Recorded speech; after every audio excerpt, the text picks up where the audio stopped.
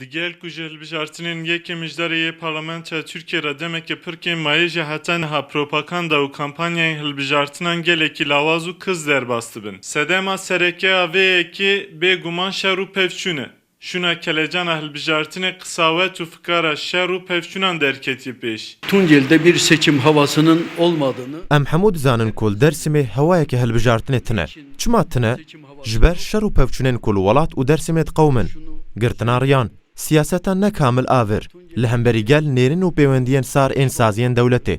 Heger nejvan bûye wê hewa baştir bûye. Xelk di nava qisawet û fikaran de ye. Lewma germehiya hilbijartinan çê nabe.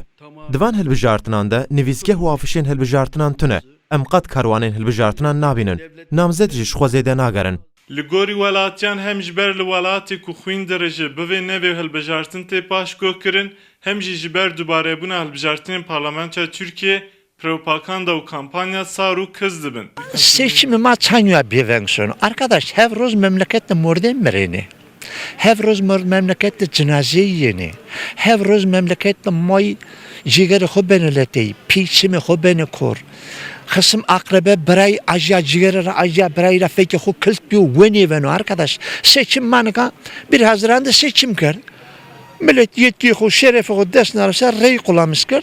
Koalisyonu İlla hayvanı vatana mı verazı kardeşim krallık dönemi yok. Ne kadar cumhuriyet dönemi yok. Namzet ji keşf û hewaya şer bêzarin.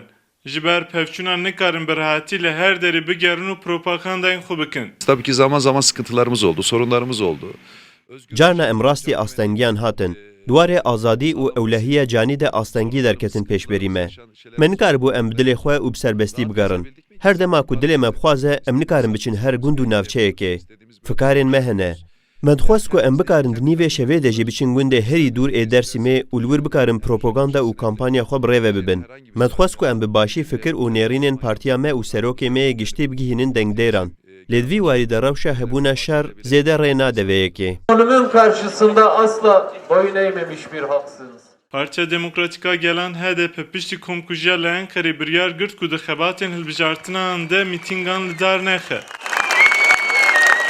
Li navenda bajarê Dêrsimê heta niha ji her çar partiyên benda hilbijartinê derbas kirî tu yekek jê mîtîng saz nekiriye. Digel ku hilbijartinên giştiyê parlamentoya Tirkiyeyê re deh rojan kêmtir mabibe jî ji ber şer û pevçûnan propaganda û helmetên hilbijartinê li Dêrsimê gelek kiz derbas dibe. Serkan İnce, Rûdaw, Dêrsim.